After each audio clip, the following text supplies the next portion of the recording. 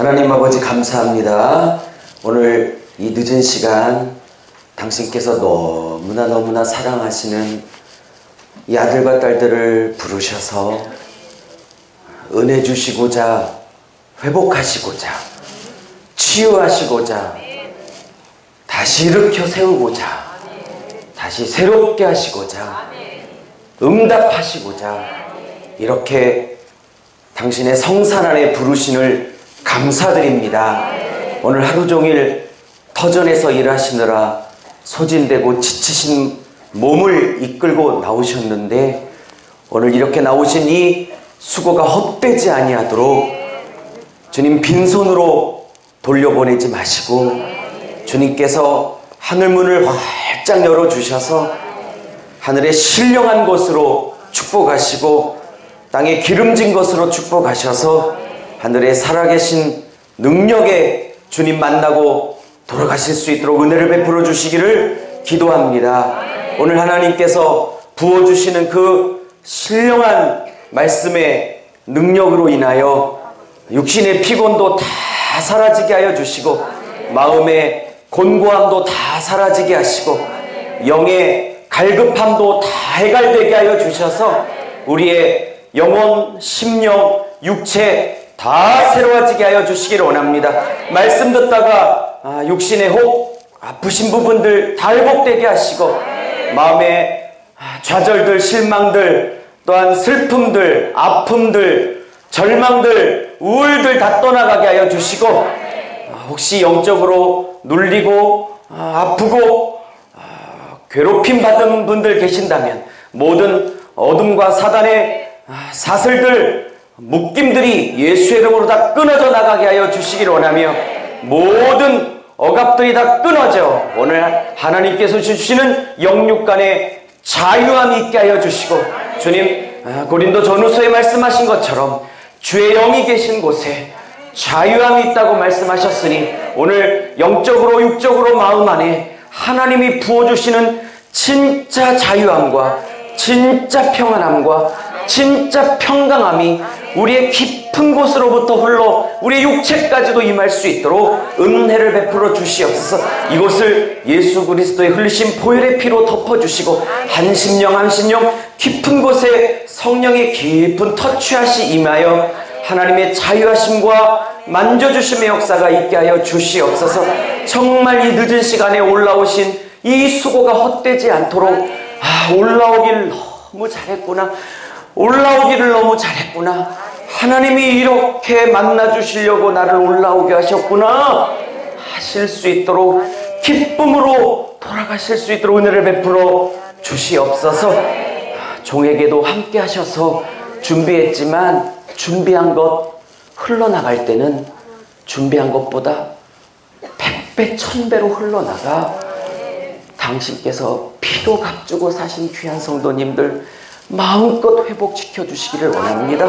감사를 드리며 우리 주 예수 그리스도 이름으로 축복하며 기도 올려싸움나이다. 아멘. 할렐루야. 아멘. 우리 하나님께 큰 박수로 한번 영광 드려요. 할렐루야. 아멘. 아멘. 잘 오셨어요. 우리 옆분에게 한번 이렇게 인사해요. 늦은 시간 잘 올라오셨어요. 이렇게 한번 인사하겠습니다. 잘 오셨어요. 잘 오셨어요. 우리 한번 옆분에게 인사할게요. 늦은 밤이라 더 이뻐 보이세요. 시작.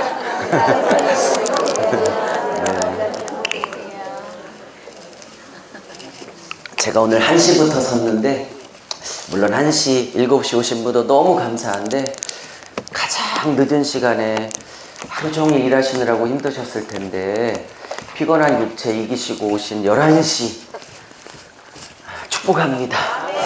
저는 제일 힘든 시간이지만 그래도 11시에 제일 힘든 시간에 오셨기 때문에 힘들지만 가장 힘을 쏟고 내려가고자 합니다. 열심히 짧지만 짧고 굵게 힘을 써서 내려가고, 저는 그래도 대전 가면 3시쯤 도착, 아무리 밟고 가도 3시는 되더라고요. 어떨 땐 막 1차선에서 4차선 가고 막 그러는데 하나님이 지켜서 그래도 짧게 해야지. 그래도 제가 시편 23편을 골랐다는 건 짧게 못한다는 뜻이에요. 그래도 짧고 굵게 하고자 합니다. 우리 옆분에게 한 번만 더 할게요. 오늘 이런 인사를 계속 하는데 한 번만 더 할게요. 이렇게 옆분에게 이렇게 인사하세요. 뒷분에게도 하시고요. 이렇게 하세요. 아직은 끝이 아니세요. 시작. 혹시 노총각 노처녀들 절대 포기하지 마. 저도 39에 갔어.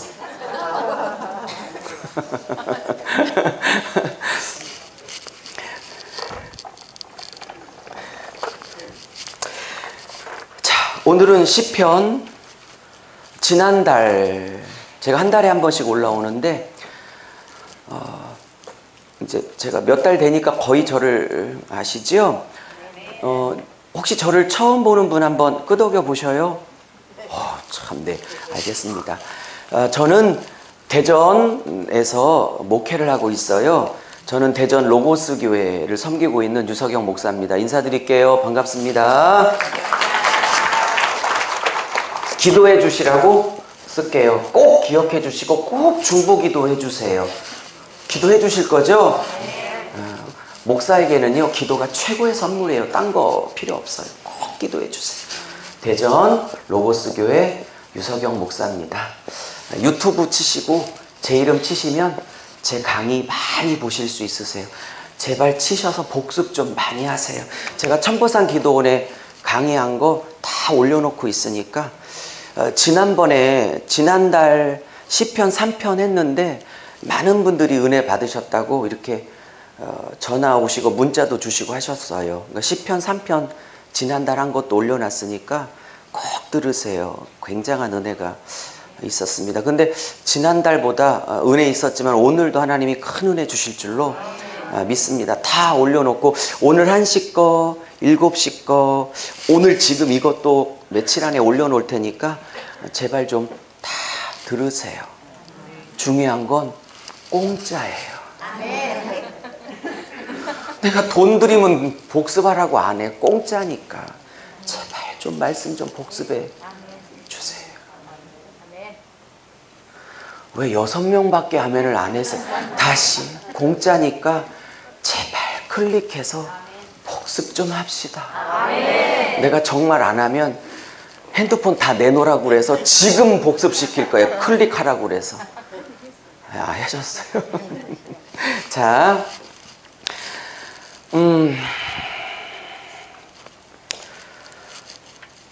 시편 하려고 합니다. 근데 제가 원래 오늘은 며칠 전까지만 해도 출애굽기 17장을 하려고 그랬어요. 출애굽기 17장, 모세가 산 위에서 기도하고 여호수아가 산 아래에서 싸우는 장면.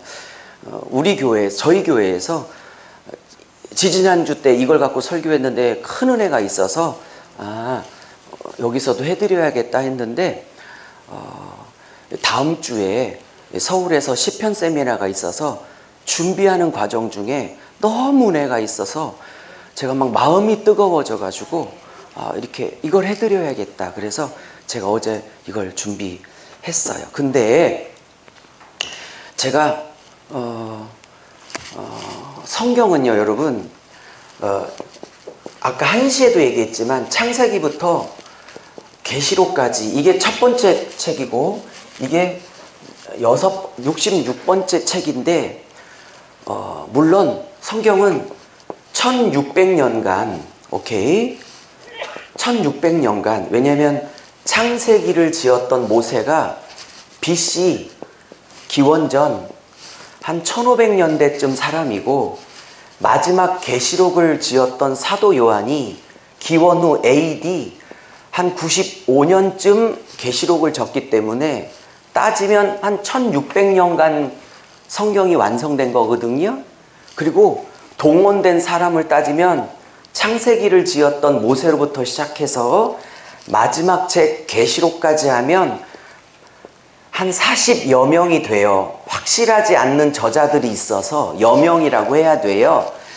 1600년간 40여 명이 성경 66권을 각자의 시대에 졌지만 신기한 건 이 40여 명이 성경을 1600년간 졌는데 신기하게 이 66권이 한 주제로 흘러와요. 근데 이 40여 명이요, 1600년 졌는데 이 40여 명이요, 서로 다 모르는 사람이에요. 시대도 다르고요, 서로 얼굴도 모르고요, 각자 다른 장소에서 살고 서로 모르는 안면식도 없어요. 그리고 자기가 맡은 시대, 자기가 맡은 감동을 따라 성경을 각자 썼는데 이걸 다 66권을 합산해서 쫙 보니까 한 이야기를 하고 있어요. 근데 그게 예수 그리스도가 세우시는 하나님 나라예요. 어머! 어머! 어머!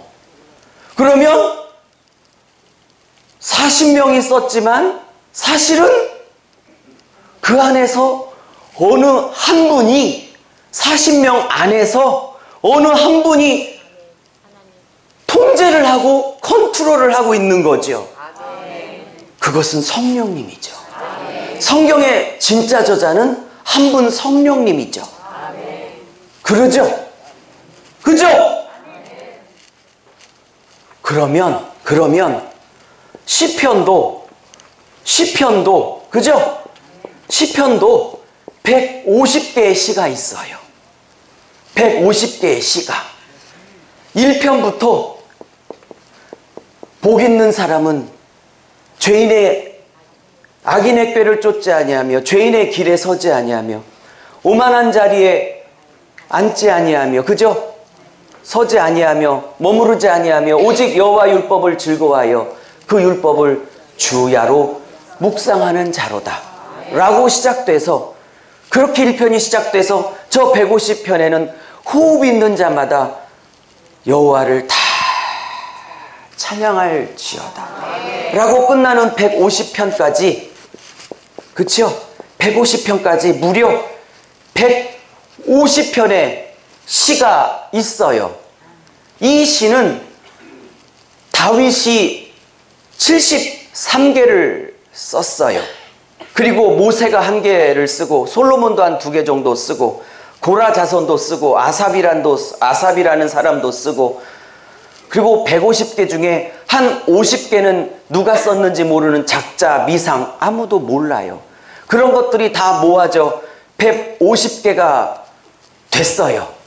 그래서 이 시는 한 1000년간 사람들의 말로 그걸 구전이라고 그러는데, 입에서 입으로 또 돌아다니는 한 1000년간의 시들을 누가 편집했는지 모르지만 1000년간에 또 돌아다니는 시들을 사람들은 에스라라고 하기도 하고, 어떤 학자들은 에스라가 아니라 에스라가 가리켰던 신학생들인 에스라 후대의 제자들이라고 하기도 하고, 그건 중요한 건 아니고, 예스?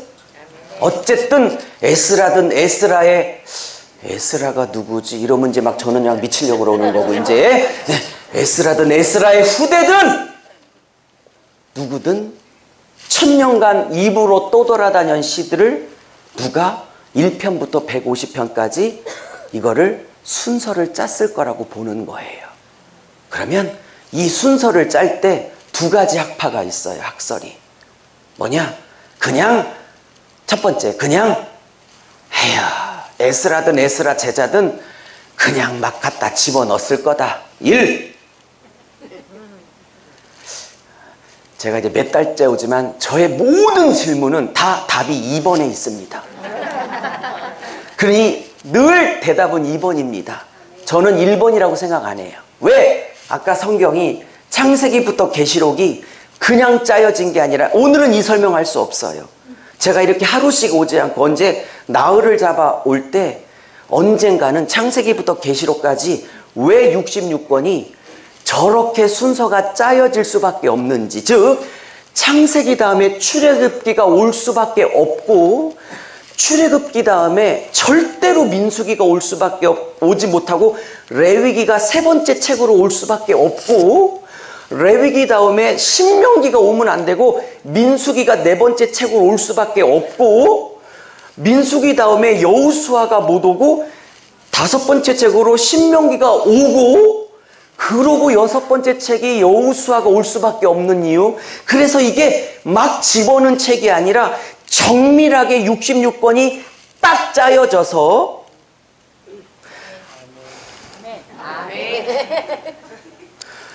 아니 시작한 지 10분도 안 됐는데 왜 자체적으로 입신을 하려고 그러세요? 좀 좀 벗을게요. 무슨 말인지 아셨죠? 그거를 입증할 날이 올 것입니다. 그런 것처럼 이 시편도 일부지만 그냥 에스라든 에스라 제자든 그냥 천년간 떠돌았던 구전 시들을 그냥 150개를 그냥 무작위로 던져서 150개를 아무 의미 없이 짰다, 이렇게 보는 학파가 있고요. 굉장히 많은 학파가 그렇게 봅니다. 저처럼, 저도 학자지만 저처럼, 아니 1편부터 150편까지 정확한 의도를 가지고 짰다 라고 보는 저와 같은 학파도 있는 겁니다. 그거를 증명하고자 합니다. 23편을 얘기하려고 하는데 23편은 22편과 24편 사이에 왜 있어야만 하는지를 증명하고자 하는 겁니다. 아유, 나 후회하지 않게 해주세요. 재밌을 거예요. 장담하건대 서론이라 그렇지. 자, 이제 시작해 볼게요. 물론 이런 거 없이 그냥 23편만 딱 갖고 설교하고 강의를 해도 어마어마한 은혜예요. 근데 22편과 4편 사이에 있는 23편이 어떤 의미인지를 알고 3편을 파면 그 배의 의미, 그 은혜가 있어요. 그래서 하려고 하는 겁니다. 자, 이제 설명을 직접 해볼게요. 자, 이제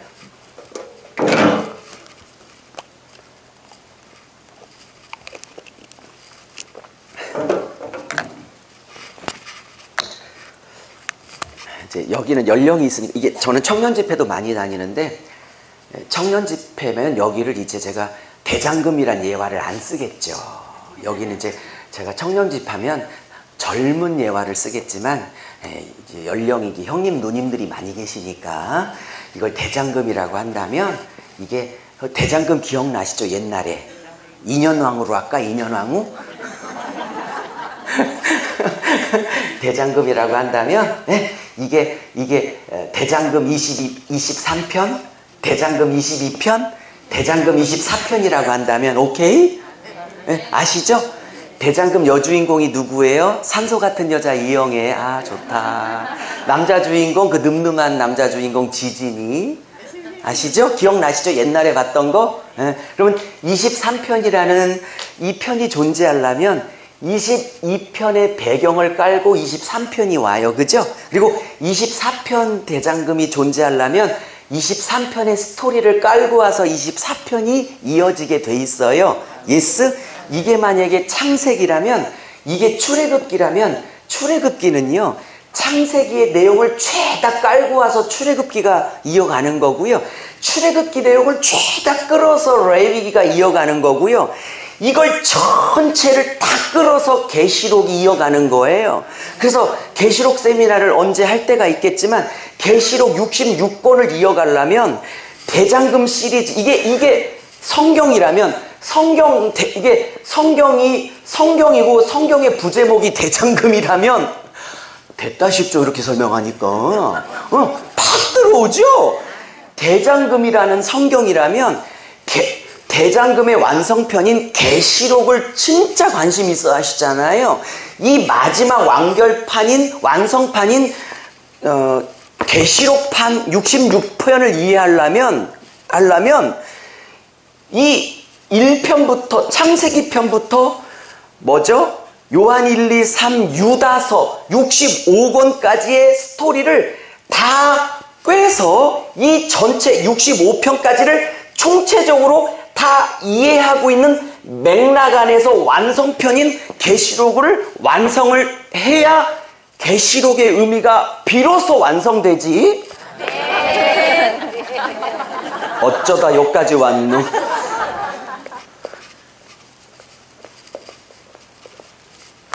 여기가 아무리 관심 있고 너무 알고 싶다고 여기 중간 65편 65개의 스토리 그 방영분을 다 빠뜨리고 중간에는 내용을 모르고 대충대충 알고 있고 여기가 빈대가 많고 그렇게 다 벼놓고 여기가 너무 궁금하다고 대충대충 공부해놓고 여기만 대충 어떻게 해봐서 이것만 알면 여기를 안 해도 어떻게 되겠다고 이거를 애들 말로 손도 안 대고 코 풀라고 한다든지 날로 먹으려고 한다든지 한다고 하는 거예요. 그러므로 계시록 세미나를 하려면 먼저 성경 전체 65권 전체를 보는 눈은 세미나를 다 하고 그거에 대한 마지막 완성, 그러니까 마지막 퍼즐을 꿰는 작업으로 계시록 세미나는 그 마지막으로 들어가야 하는 게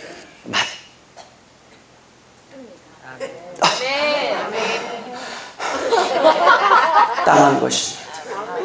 저의 반복하지만 저는 주대상이 성도가 아니라 선후배 목사님들을 가리키는 사람이에요. 제 주대상은. 그러므로 저는 계시록만 가리키는 사람이 아니고 66권 전체를 한 절 한 절을 풀어 전체를 가리키는 목사로서 계시록만 가리키는 사람하고 66권 전체 안에서 66권 전체라는 퍼즐 안에서 계시록이라는 퍼즐과 계시록이라는 퍼즐만 보는 사람하고는 다른 거예요. 그러므로 66권 전체 안에서 이 계시록 퍼즐이 어떤 의미를 갖고 있는지를 봐야 한다는 거예요. 자, 다시 back to the 시편 다시 오면 그런 의미로 보면 오늘 이 시편이라는 대장금도 1편부터 150편이라는 이 정밀한 구조도 에스라가 썼던 에스라 후대 제자들이 썼던 그냥 던져서 짜집기 한 그걸 선집이라고 그러는데 선집이 아니라 누가 했든 1편부터 150편까지 이렇게 순서를 짜면 한 스토리로 이어가겠구나.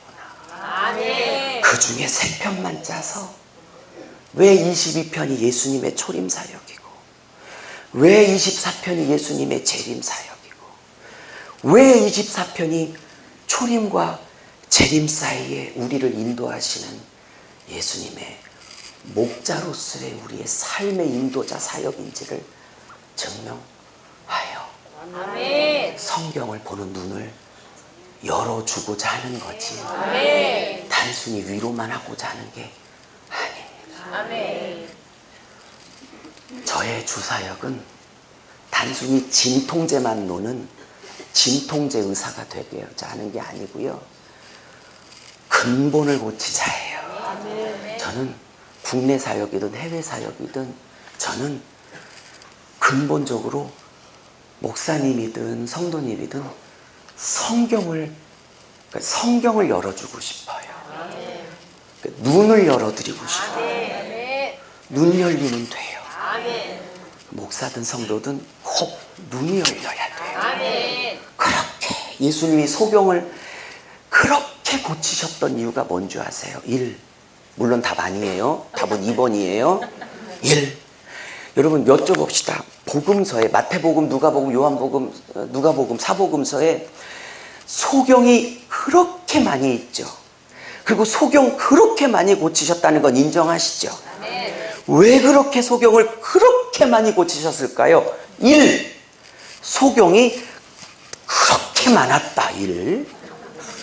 유독 많았다 그 시대에. 2. 다른 질병도 엄청 많았는데 의도적으로 소경을 집중적으로 의도적으로 고치셨다. 2번.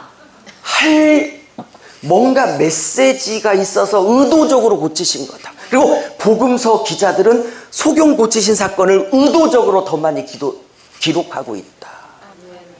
아멘. 이해하셨죠? 아멘. 그러면 질문을 더 끌고 갑니다.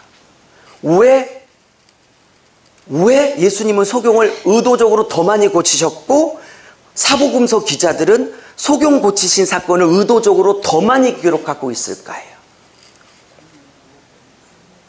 1. 물론 답 아니에요. 1. 너무 불쌍해서. 2. 물론 답이에요. 2. 육신의 소경의 눈을 뜨게 하시는 그 과정을 통해 사실은 땅의 가치는 너무 잘 보고 있는데 하나님이 진짜 보게 하고 싶으신 생명의 가치, 하늘의 가치, 영원한 가치. 5사람이 아멘을 안 하고 있어. 다시. 하늘나라의 가치, 하나님 나라의 가치, 영원한 가치. 다시 말할게요. 영적인 가치. 그거에는 철저하게 눈 가려져 있는 영적 소경, 눈을 뜨게 하고 싶어서 그거에 대한 물리적 사인으로 그렇게 육의 소경을 눈뜨게 하고 있다.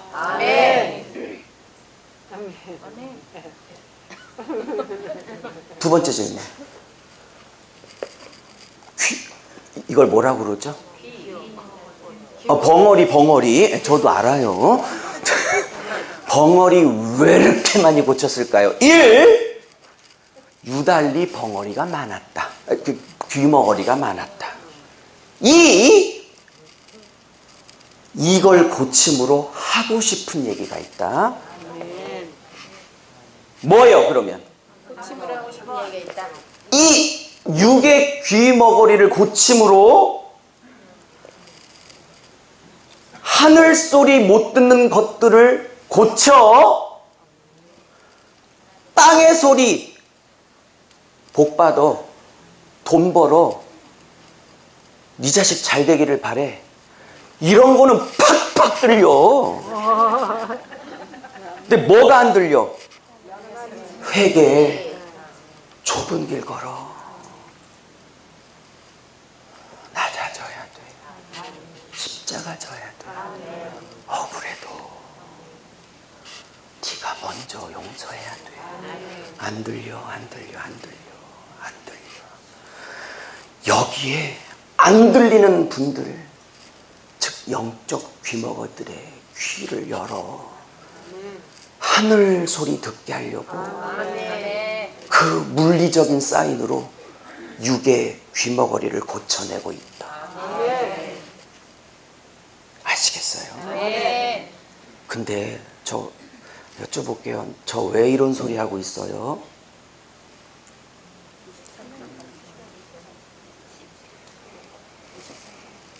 다시 올게요. 저 왜 이런 소리 하고 있는지 몰라서 다시 올게요. 다시 집중할게요. 재밌죠? 지금 이 얘기는 마태복음 얘기입니다. 그러니까 마태복음도 언제 월화수목 이렇게 오면 마태복음을 다 월화수목 나흘로 못하겠지만 맛배기, 그러니까 1장부터 12장까지만 하면 월화수목 한 12번이면 할 수 있을 거예요. 12장까지만 하면. 그러면 그 안에 마태복음 핵심은 다 다룰 수 있을 겁니다.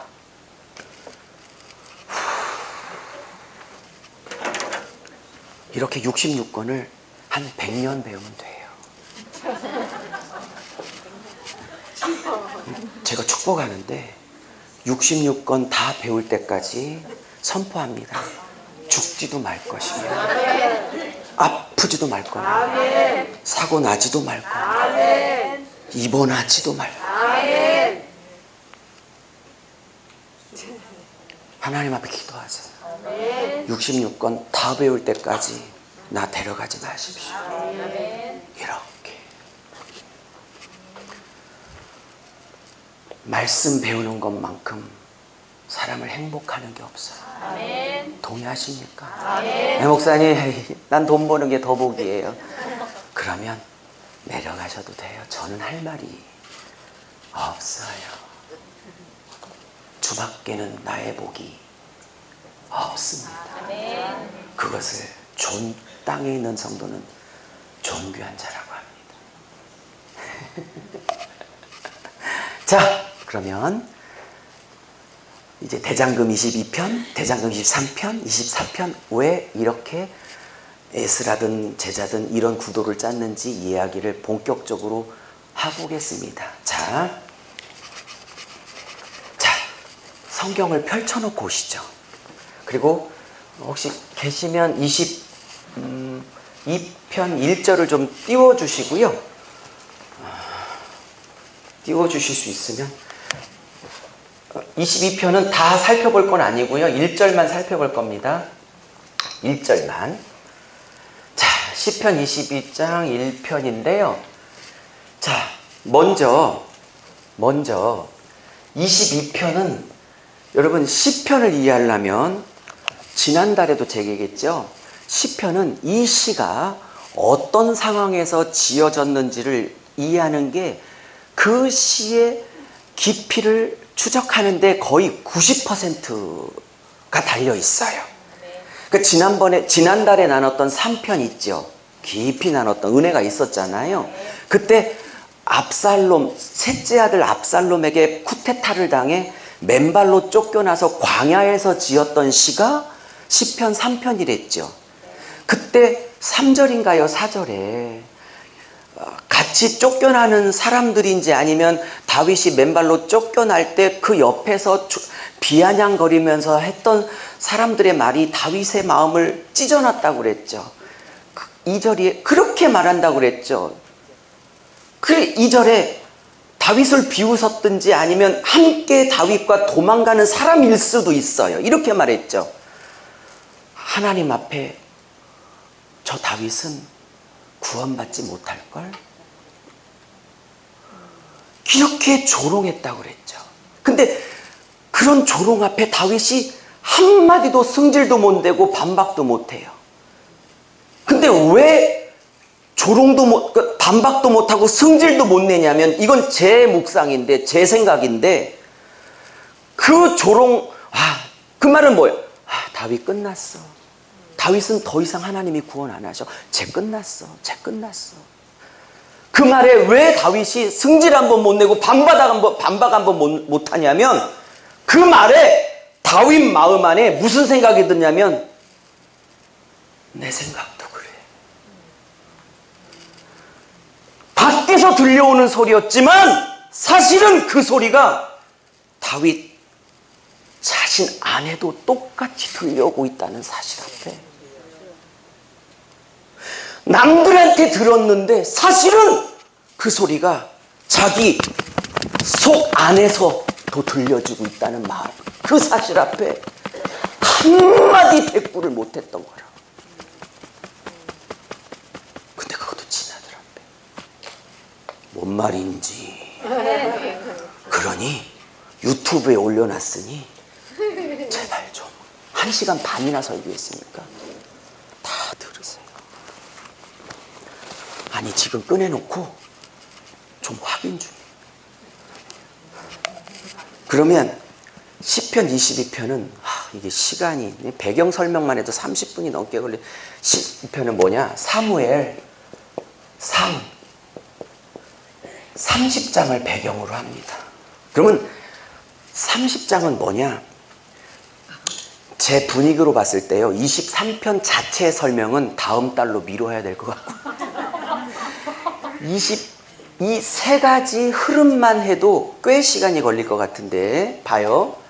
이 30장은 뭐냐? 이런 겁니다. 그일라 사건입니다. 이 그일라 사건을 배경으로 하고 있습니다. 잠깐 설명할게요. 무슨 얘기냐? 30장 다음에 31장입니다. 그리고 사무엘상은 그걸로 끝납니다. 무슨 얘기냐? 사무엘상 31장에 드디어 사울이 죽습니다. 그러면 사무엘상 16장에 다윗이 13살쯤, 14살쯤 혹은 15살쯤 아무도 몰라요. 우리나라 나이로 중1, 2, 3쯤 사무엘 선지자에게 기름 부음 받고 네가 사울 다음에 두 번째 왕이야 라고 기름 부음 받는 게 사무엘상 16장입니다. 그리고 일대왕 사울이 죽는 건 사무엘상 31장입니다. 오케이? 그리고 실제로 왕이 되는 건 사무엘하 1장에서 왕이 됩니다. 그러면 기름 부음 받는 사무엘상 16장과 실제 왕이 되는 사무엘하 1장은 15년에서 17년이 있습니다. 그러면 네가 두 번째 왕이야 라고 하나님께 기름 부음을 받고 그 다음날 왕이 된 게 아닙니다. 확실하지 않지만 15년에서 길게 잡으면 17년을 고생하고 사무엘하 1, 2장에서 왕이 드디어 나이 30세 됩니다. 하나님이 내가 너를 왕으로 축복하고 사용할 거야. 그러면 내일 되는 게 아닙니다. 7시에 제가 모세한 것처럼 내가 너를 지도자로 쓸 거야 해놓으면 내일부터 쓰는 게 아닙니다. 40년 후에 광야에서 연단하고 17년이나 저렇게 다윗 연단하고 그렇게 쓰는 겁니다. 다윗을 만든 건 사울의 칼날이었습니다. 이해하셨습니까? 그러면 30장 그일라 사건은 생고생 막바지 절정입니다. 왜? 31장에 고생이 끝납니다. 사울이 31장에 죽으니까. 그러면 그러니까 다윗 고생 고난의 절정 오브 더 절정즈입니다. 최고의 고생의 끝자락입니다. 그때 일어난 사건이 그일라 사건입니다. 이걸 모르면 22편이 깊이가 안 나옵니다. 아무리 읽어대도. 설명할게요. 17년 끝자락인데 다윗이 블레셋 땅 아기스 왕에게 도망갔어요. 사울이 너무 핍박하니까. 근데 아기스 왕이 다윗이 하도 사울이 핍박하니까 자기한테 도망와서 자기 편이 된 줄 알고 다윗에게 야, 너 내 편 됐지? 30장 제가 요약할게요. 너 내 편 됐지? 그러니 이제 내 편 됐으니까 내가 사울하고 싸우려고 하는데 너나 경호대장 돼서 사울 치는데 너 앞장서. 너 나 지켜. 이랬습니다. 사울 피하려고 잠시 블레셋에 갔지만 아무리 원수래도 사울과 자기 동족 백성을 칠 마음은 다윗에게 요만큼도 없습니다. 하나님의 뜻도 아니었습니다. 만일 어쩔 수 없이 사울과 자기 동족 백성을 쳤다면 다윗은 어마어마한 정권의 위기가 몰렸을 겁니다. 왕이 됐어도. 왜? 설사 왕이 됐다 합시다. 그러면 자기가 40년 다스렸는데 40년 내내 어려움을 겪었을 겁니다. 왜냐하면 자기 동족을 학살한 왕이었던 그 정권의 정체성을 40년 내내 지고 살아야 했습니다. 이거를 하나님이 어떻게 막아주셨냐? 아기스 왕의 신하가 이렇게 막아냅니다. 왕이요, 저거 진짜 왕 편 된 거 아니에요. 저놈이 어떤 놈이에요? 그거 오래전에요, 우리 그 보석 같은 장군 골리앗 그 물맷돌로 그 쓰러뜨린 놈 아니에요, 저놈이 소년 때. 아이, 저놈을 뭐 믿고 경호대장을 시키세요? 그 속으시면 안 돼요. 아니야, 쟤 완전히 내 편 됐어. 아니라니까요. 골리앗 쓰러뜨린 놈을 어떻게. 저 반란이 하도 신하들이 난리치니까 아기스 왕이 아야, 나는야 너 믿는데 신하들이 안 돼서도 안 되겠다. 야, 너 그냥 너 그일라로 다시 도망가. 그일라는 아기스 왕이 다윗을 믿고 화산 마을이에요. 이해하셨죠? 그래서 얼씨구나 좋다 그러고 이제 겨우 위기를 벗어납니다. 요렇게 그 일날을 잠깐 비웠던 일이 3일을 비웠어요. 제가 30장 전체를 지금 요약하고 있는 거예요. 그렇게 3일을 비웠는데 그만 이 3일 동안 난리가 뒤집어졌어요. 무슨 얘기냐? 어떤 난리가 확 뒤집어졌냐면 3일 동안 그 아기스왕 위기를 벗어나는 동안 이 다윗의 처자식, 그 다음에 다윗과 함께 따라갔던 600명의 용사들이 있었거든요. 다윗이 17년간 사울의 칼날을 이렇게 도망 다닐 때 600명의 수하 장군 병사들이 이렇게 따라다녔어요. 근데 이 600명이 나중에는 다윗의 요직을 차지하게 되죠. 나중에 정권을 제대로 잡았을 때. 말이 용사지요. 빚진 자들, 원통한 자들, 막 다 환난당한 자들, 떨거지들이 막 그래요. 제대로 된 것들이 하나도 없어요. 제가 2달 전에 지난달에 그랬죠. 600명 이렇게 남아요. 사무엘상 22장에 600명이 몰려드는데 22장 1절에 아둘람 굴에 600명이 몰려드는데 이렇게 말해요. 다윗에게 몰려들되 모든 환난당한 자, 빚진 자, 모든 원통한 자 600명이 몰려들었대. 왜요? 왜 그지 같은 것들만 몰려들었어? 왜? 다윗이 환난을 당해봤으니까. 다윗이 원통해 봤으니까. 그가 환난 당해보고 원통해 봤으니까 환난 당하고 원통한 당한 자들을 받을 수 있고 이해할 수 있고 품을 수 있는 거예요. 목사가 환난 당해보고 고난 당해보고 꼬꾸라져보고 머리도 빠져보고 키도 작아봐야 키 작고 머리 빠진 자들을 알지.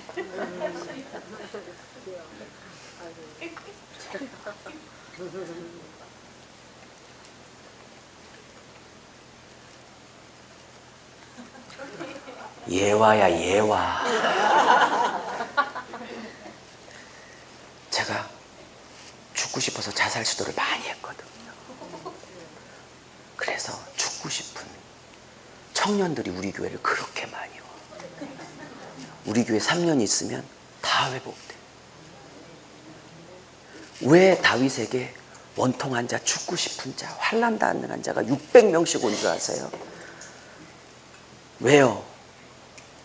다윗 목회가 재수가 없어서 그렇게 거지 같은 인간들이 온 줄 아세요? 그런 관점이 아니에요. 하나님이 그런 자들을 얻다가 붙일 목회자가 없는 거야.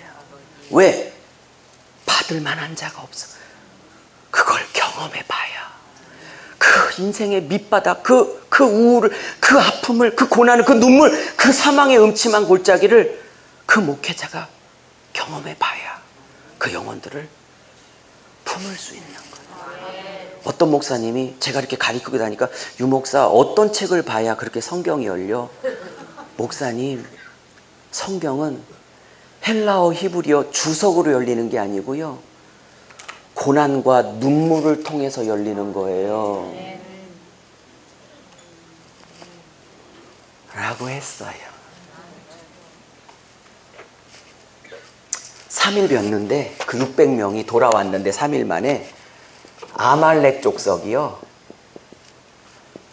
이 처자식을 다 뺏고 갔어요. 포로로. 그리고 재산도 다 뺏어갔어. 물론 다윗 처자식도 다 포함해서 600명 다 포함해서. 왜냐? 29장에 28장에 다윗이 아말렉을 쑥대박 만들었거든. 왜? 이 아말렉은 이스라엘 조상 출애굽 때 대대로 이스라엘을 괴롭혔던 것들이잖아. 모세 때부터. 오케이? 그랬더니 복수를 한 거야. 남자들이 비었을 때. 이해하셨죠? 처자식 물론 600명 다 포함, 다윗 처자식 다 포함, 재산 다 포함. 600명이 뚜껑이 열렸어. 이해하셨죠? 근데 이 600명이 다윗을 죽이려고 그래요. 근데 이 600명이 어떤 600명이에요? 15년에서 17년을 죽음의 고비를, 그쵸? 희노애락, 동고동락, 생사고락을 함께했던 핏줄보다도 더 끈끈한 사람들이죠. 모든 고비고비를 다 함께 넘긴, 그죠? 그죠? 시편에서 다윗이 이렇게 말해요. 부모도 나를 버렸으나, 그죠? 그 사람, 근데 그 부모, 친핏줄보다도 더 끈끈한 600명이야. 근데 이 사람들이 죽이려고 그래. 이때 충격은요, 저 목회 20년 했거든요. 난 진짜요, 가장 믿었던 사람이 난 결정적인 순간에 막 돌을 드는데요, 실제 돌을 들었다는 게 아니고 비운데 막 미치겠더라고요. 막 새벽 3, 4시에 이렇게 응급실을 갔는데 주사를 3방, 4방을 맞는데 위 경련이 안 가라앉아서요. 히브리어 헬라어로 성경이 열린 게 아니고요, 응급실에서 주사 맞으면서 열린 성경이에요. 제가 그래서 119편을 이해해요. 시편에 고난받기 전에는 내가 주의 율례를 몰랐다가 고난을 통해 내가 주의 율례를 깨닫게 되었습니다. 그래서 어떤 목사님이 막 고난 때문에 막 울더라고요. 그래서 제가 위로하면서 고난이 있다는 건요, 성경이 열릴 계획이 있다는 뜻이에요. 그랬더니 그 목사님이 웃기고 있네. 위로가 안 되시더라고요. 뒤집어졌어. 그렇게 함께 했던 사람들이 자식 문제가 걸리니까 뒤집어지더라고. 어머, 저 20년 목회하면서요, 간과 쓸개 다 빼줄 것처럼 왔는데 자식 문제가 걸리니까 뒤집어지는 분들 많이 봤답니다. 저 짧은 20년 목회하면서. 우리 목사님도 안 계시나? 목회자 세미나 하면 막 다 끄덕인다. 목회자 세미나 하면 여기 성도라 모르죠. 우리 목사는 목사들끼리 통하는 게 있어요. 죄송해요. 죄송합니다. 어쨌든 근데 이 30장이 이렇게 말해요. 너무 재밌죠? 아유, 그러니까 66권을 이렇게 다 배워야 돼. 한 절 한 절씩. 그러니까 100년은 배워야 돼. 죽지 마요. 죽지 마. 다 배울 때까지. 여러분 오래 사시려면요, 딴 거 아니에요. 성경 때문에 그래요. 저 여러분 이상으로 신령한 체험 다 한 사람이에요. 제가 말을 안 해서 그렇지. 여러분이 신비 체험이요, 제 말을 안 해서 그렇지 10배, 100배로 했어요. 근데 어떤 신비 체험 저한테 다 얘기하실래요? 성경만큼 신비한 게 없어요. 말하지 마요. 이게 제일 신비해요.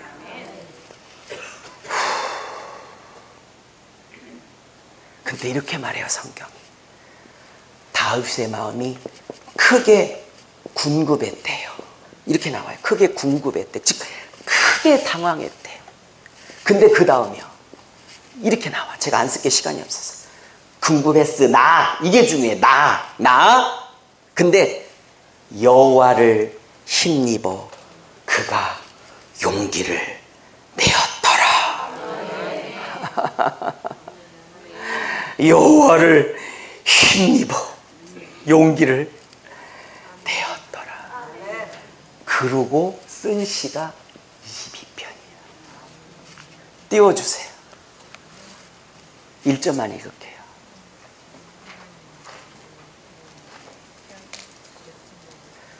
나의 하나님이여, 나의 하나님이여, 어찌하여 나를 버리십니까? 어찌 나를 멀리하여 돕지 아니하시며 어찌하여 내 신음소리를 듣지 아니하십니까? 그 다음 또 띄워주실 수 있으세요? 근데 잠깐만요. 근데 이거 어디서 마태복음에서 많이 본 것 같지 않으세요? 혹시 띄워주실 수 있으면, 혹시 있으면 시스템이 되면, 제 기억이 맞다면 맞기를 바라는데 틀려도 용서해 주세요. 마태복음 27장 46절. 마태복음 27장 46절 맞는지 좀 찾아봐 주세요. 누가 빨리. 마태복음 27장 46절. 마태복음 27장 46절. 제발 맞기를 바라고. 맞아요. 땡큐. 제9시쯤에 예수께서 크게 소리질러 이르시되 엘리, 이게 히브리어 아람어인데, 엘리 나의 하나님, 엘리 나의 하나님 라마 사막다니 하시니, 이건 번역하면 나의 하나님 어찌하여 나를 버리시나이까. 이건 정확하게 시편 22편 1절 다윗이 자기 얘기를 고백한 건데, 예수께서 시편 21편 1절을 정확하게 자기 소리로 다시 2번 반복하세요. 다윗 얘기를. 어머! 다윗은 자기 상황을 탄식한 건데 다윗 얘기를 예수께서 자기 얘기로 다시 리바이벌해. 어머! 여기서 어머는 제가 누님이 많아서 자꾸 요 입에 입은 거예요. 어머는. 어로 바꿀게요. 어색해. 그냥 어머로 할게요. 어머! 그러면 다윗은 자기 얘기한 것 같은데 다윗 안에 계신 성령이 사실은 다윗의 입을 통하여 예수가 십자가에서 할 얘기를 다윗 안에 계신 성령이 예수 사건을 미리, 다윗과 예수님이 1000년 전 사람이니까 1000년 전에 하신 거네. 제 해석이 틀리지 않은 것을 사도행전에서 베드로가 이렇게 말해. 다윗이, 성령이 다윗의 입을 통하여 가라사대. 이렇게 말하는 걸 보면 제 성경 해석이 틀린 게 아니에요.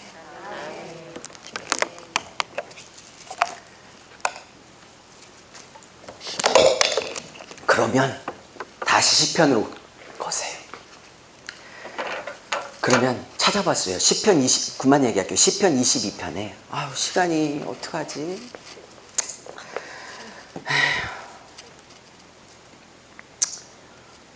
참 은혜는 받으시 좋은데 육신을 갖고 계셔서 처지는 눈꼬리는 어쩔 수 없으시네요. 참 영은 너무 행복한데 육신은 어쩔 수 없고 참 안타깝네요. 마음이 짠해.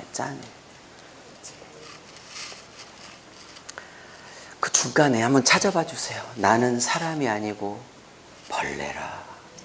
뭐 이런 게 나와요. 몇 절이에요? 6절? 띄워주세요. 혹시 시스템이 되면. 그가 이게 사울이 픽박하고 뭐 아기스 왕이 픽박할 때는 이런 표현을 안 썼어요. 아무리 힘들어도. 근데 여러분 외적인 대적이 핍박할 땐 이렇게까지 안 힘들어. 근데 가까운 사람이, 믿었던 사람이, 동고동락한 사람이, 내가 마음을 준 사람들이 배반하니까 무너지기 시작하는 거예요. 저는 영문학을 공부했어요. 문학을 공부하니까 이게 좀 시가, 이과계통을 공부한 목사님들하고는 좀 감각이 좀 달라요. 나는 벌레예요. 이걸 통해서 다윗의 마음이 얼마나 무너져 있는지 더 설명할 수 있는데 그만하려고요. 그러면 학자들은, 이건 제 얘기가 아니니까 제가 시편 책도 수도 없이 봤거든요. 다음 주가 시편 세미나라. 근데 학자들은 이 시편 22편을 그만 얘기할게요. 예수님을 초점을 맞추고 있는 학자들은, 시편의 전문가 학자들은 이 22편을 예수님이 22편을 그대로 1절을 인용한 걸 보고 22편을 예수님하고 초점을 맞추면 22편을 뭐라고 그러냐. 물론 다윗이 졌지만 오케이? 근데 재밌으긴 하세요. 오케이, 감사합니다. 이건 예수님, 지저스, 예수님의 십자가 초림 사역이라고 보는 거예요. 십자가 사역. 예스? 십자가 사역. 충분히 그리고 나는 벌레요, 사람이 아니라. 이것도 사실 예수님이 바리새인들, 또 일반 백성들, 또 종교 지도자들에게 사실은 사람 취급도 못 받으셨죠. 그쵸? 벌레 취급 당하셨죠.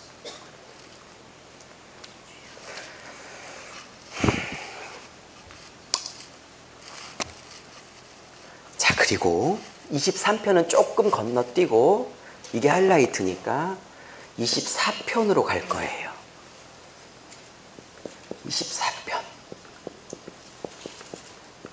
24편은 섹션, 그러니까 두 부분으로 되어 있습니다. 길지도 않아요. 1, 2 이렇게 되어 있는데 24편의 배경부터 알려드릴게요. 이 배경은 여기다 쓸게요.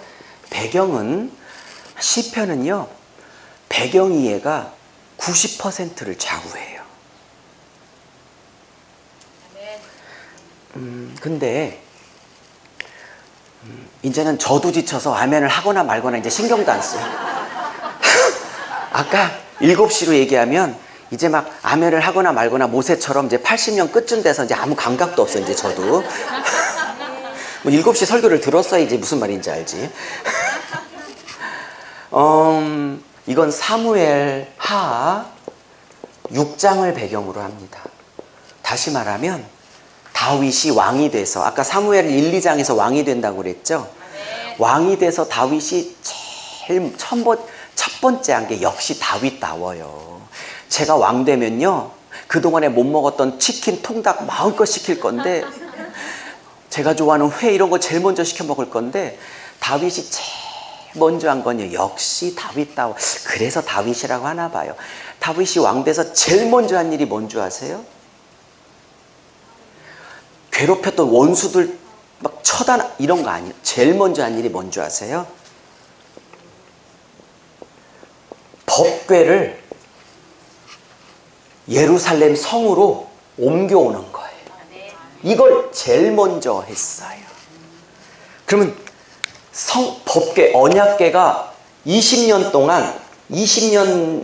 동안 어디에 방치되어져 있었냐면 블레셋에게 뺏겨가지고 블레셋에 뺏겼는데 블레셋에 뺏겼던 그러니까 엘리의 두 아들 누구죠? 홈니와 비느하스가 전쟁하다가 뺏겨가지고 블레셋 다곤 신상에 있는데 다곤 신상이 여호와의 법궤 때문에 막 목 부러지고 팔 부러지고 막 이러면서 막 이 블레셋 백성들이 놀래가지고 그냥 옛다 니들 가져가 그러면서 던져준 거죠.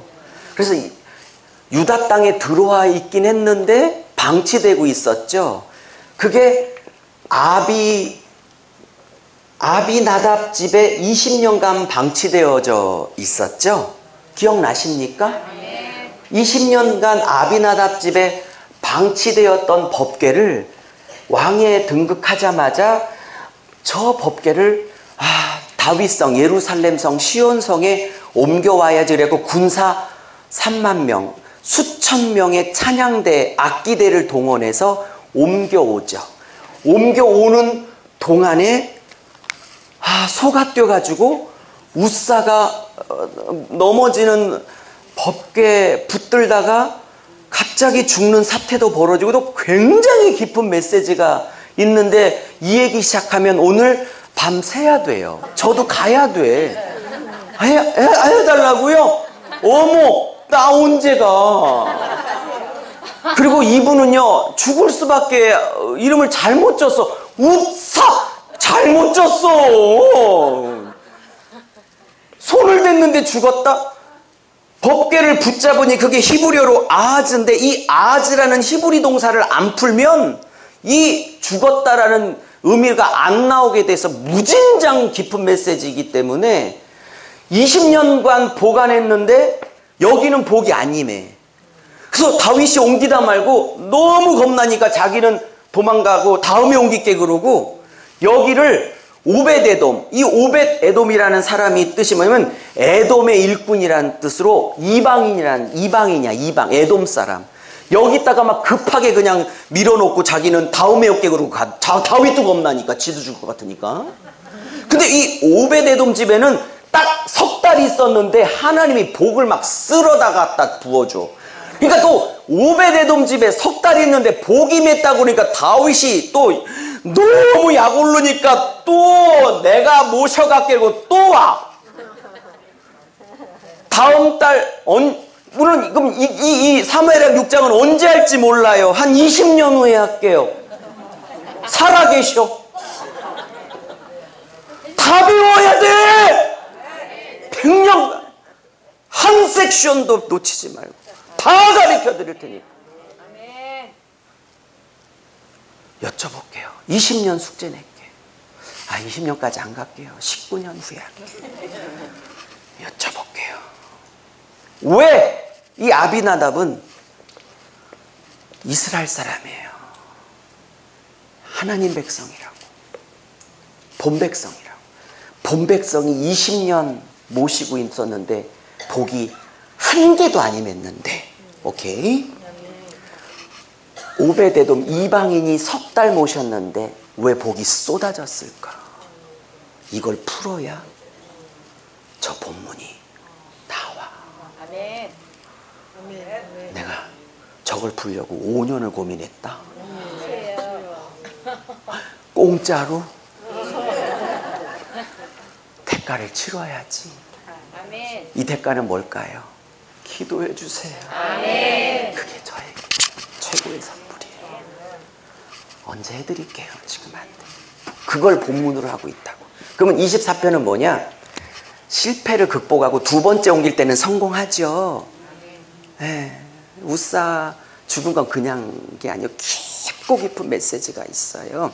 다음에 하기로 하고 아쉬워도 좀 참으세요. 어쩔 수 없어요. 이건 뭐냐? 법궤가 예루살렘 성에 입성할 때를 배경으로 하고 있어요. 이해하셨죠? 띄워주세요. 어딜 띄워주시냐면 문들아 머리를 들어라 영광의 왕이 들어가시리로다. 이렇게 나오는 그 부분 내주세요. 그러면 제 설명 목사님 설명을 듣고 보니까 7절이요. 감사합니다. 저런 단어들이 구절들이 왜 나오는지 아시겠죠? 네. 이제 첫 번째 실패하고 두 번째 하면서 이제 성공하면 들어가잖아요. 이제 죽는 사람도 없고. 그래서 예루살렘에서 이제 그 성문을 열면서 이제 법궤가 입성하면서 이제 그 법궤가 들어오면서 문들아 너희 머리를 들지어다. 영원한 문들아 들지어다. 영광의 양 하나님의 임재를 상징하고 축복과 하나님의 은혜를 상징하고 긍휼을 상징하는 이 법궤가 들어가고 언약궤가 들어가시를 할렐루야. 예, 입성을 이제 다 설명 끝났네요. 오늘 23편 이거 1절부터 6절까지 막 진짜 보석 같은데 못하고 다음 달 철야 때 할게요. 오늘은 연결고리만 하고 가도 어마어마한 은혜입니다. 왜 초림과 재림 사이에 이 연결구도를 잊어도 충분해요. 자, 그러면 왜 학자들이 그리고 제가 그러면 여러분은 지금 22편이 다윗이 그일라 사건, 처자식 뺏겼는데 600명의 동고동락했던 동료들이 죽이려고 했는데 그거 극복하고 지었던 시. 그래서 이런 인용구를 예수님이 또 인용하면서 이거 학자들이 예수님의 초림 사건을 오늘 또 처음 들으셨고, 솔직히 처음이잖아. 근데 너무 재밌죠. 근데 약 오르진 않아요. 이거 평생 모르고 산 게. 근데 지금이라도 알아서 너무 행복하죠. 앞으로 열심히 알아가자고요. 호세아 6장에 여호와를 아는 지식이 없어서 망한다고. 여호와를 아는 것이 너희의 힘이라고.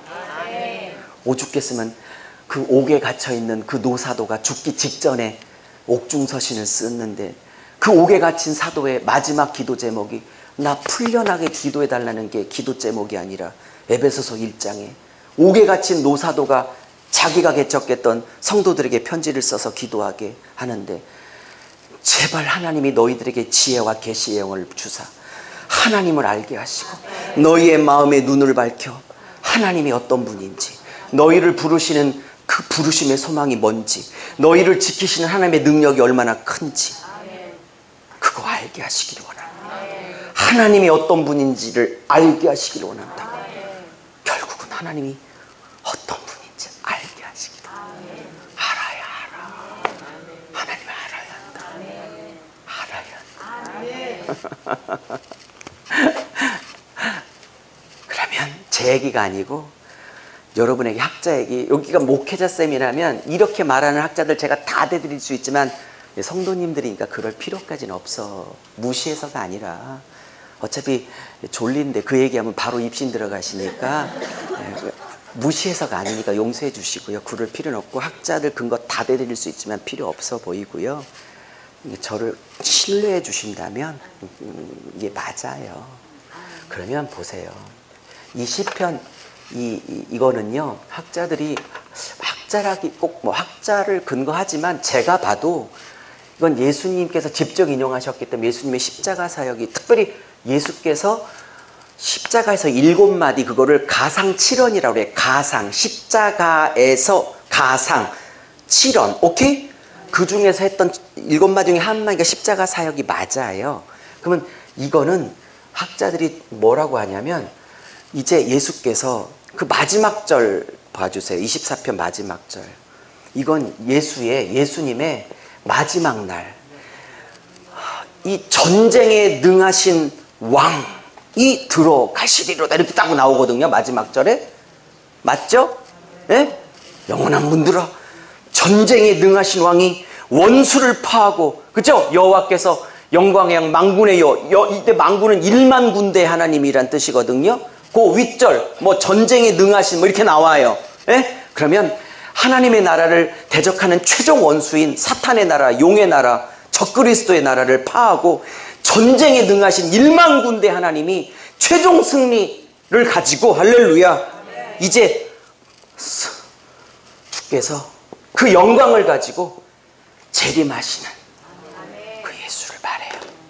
24편은. 그럼 보세요. 혹시 동의 안 하시면 뭐 안 하셔도 되고요. 뭐 다 동의하라는 거 아니니까. 근데 혹시 저를 조금만 신뢰해 주신다면 이게 초림, 십자가, 그리고 이제 곧 오실 것 같은데 돌아가는 상황 보면 거의 끝날 같은데 오시고, 그죠? First coming, 첫 번째 오셨고 Second coming, 두 번째 오실 거예요. 우리는 거의 끝자락에 있어요. 그러면 초림, 재림. 그러면 요 사이는요, 우린 요 사이에 살고 있죠. 그러면 내가 첫 번째 왔고 나중에 올 거야. 알아서 살다 오라이? 그러겠어요? 이 사이는요, 우리의 목자 되셔서 우리를 푸른 초장과 쉴만한 물가로, 때로는 의의 길로 인도하시고, 때로는 우리가 살다 보면 어쩔 수 없이 우리를 만들어야 되니까, 한시설교 7시 설교처럼 우리를 또 때로는 빚어야 되니까, 우리를 예수답게 만들어야 하기도 하니까 하나님이 우리를 때로는 사망의 음침한 골짜기로 미안하지만 또 훈련시키려고 인도하실 때도 있죠. 그렇죠? 그렇지만 그때도 목자 되셔서 우리를 인도하시죠. 또 그때 결정적으로 사망의 음침한 골짜기, 제가 더 깊이 강의할 거예요. 23편은 이렇게 끝나기엔 너무 아쉬워, 너무 아까워. 그렇지만 다음에 할게요. 다음 달에 꼭 그 사망의 음침한 골짜기를 지나면 꼭 으슥한 곳에는 날 잡아먹으려고 늑대, 짐승, 승냥이들이 꼭 기다려. 그거를 원수라고 그래. 근데 그 원수가 나를 망가뜨리지 못하도록 원수를 하나님이 때려잡을 수 있는 막대기와 지팡이로 나를 지키실 준비를 다 끝내시고, 그 원수를 이길 수 있는 능력의 기름 부음을 부으셔서 일하세요. 그러면 예수님의 십자가로 나를 구원하시고, 그리고 재림하셔서 나를 완성하시고 나의 몸과 영혼을 완전히 영화롭게 완전히 바꾸실 날이 올 거예요. 그러면 이 사이는 네가 알아서 살아. 아니, 내가 목자 돼서 부족함 없이 인도하고, 그리고 내가 의의 길로 인도할 거야.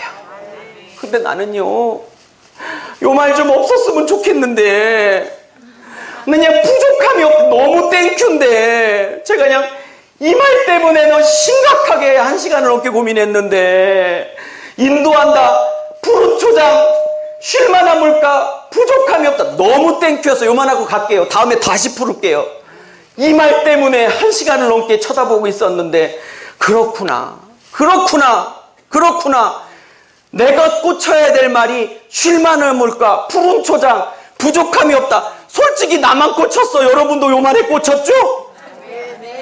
근데 진짜 주님이 꽂히라고 하는 것은 내가 진짜 인도하는 길은 의의 길이야. 그건 구약 표현이고, 이제 저 갈래요. 저 갈래요, 이제. 아쉬워요. 안 들은 걸로 할게요. 전 구약 표현이고요. 제가 신약 표현으로 바꿔드리고 기도할게요. 저건 다윗 표현이고요. 똑같은 얘기인데 예수님 표현으로 바꾸면 화가다예요. 이걸 예수 표현으로 바꿀게요. 신약 표현으로. 좁은 길이에요.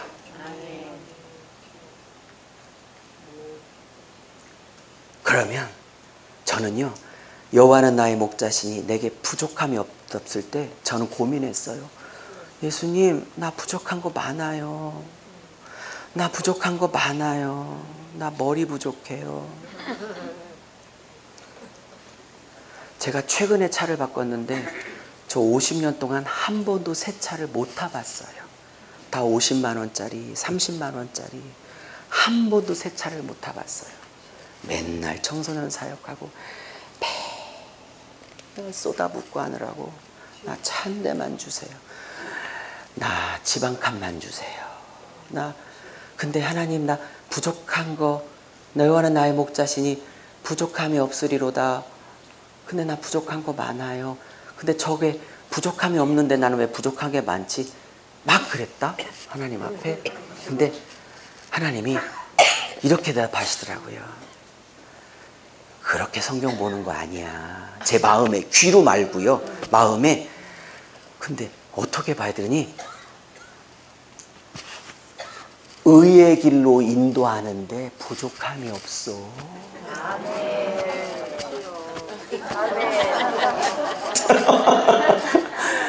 너 왜 네 맘대로 성경을 봐? 어머, 깨달아져요? 이 23편은 굉장한 은혜죠. 하고 싶은 얘기를 이제부터 시작해야 돼요. 근데 갈래요.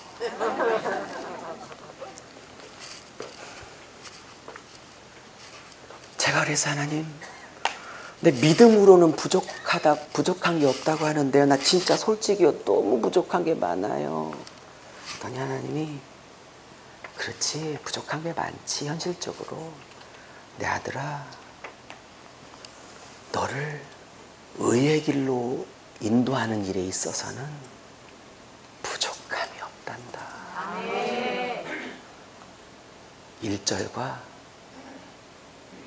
1절은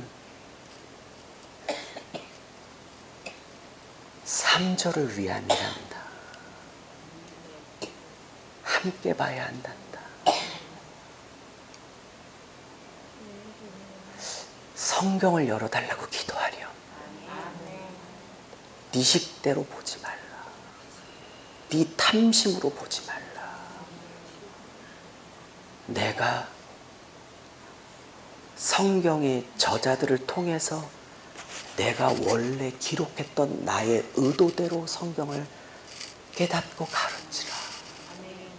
얼마나 많은 자들이 탐심으로 지들 맘대로 성경을 보는지 너무 가슴이 아프다. 이런 마음이 밀려 들어왔어요. 여러분이 알고 있는 23편과 제게 가르치신 23편이 얼마나 다른지 다음 달에 증명하겠어요. 그리고 여러분이 알고 있는 계시록과 제게 깨달았던 계시록이 얼마나 다른지 언제 하나님이 여기서 기회 주시면 월화수목 증명하겠어요. 기도할게요. 헌금위원들 나와주세요.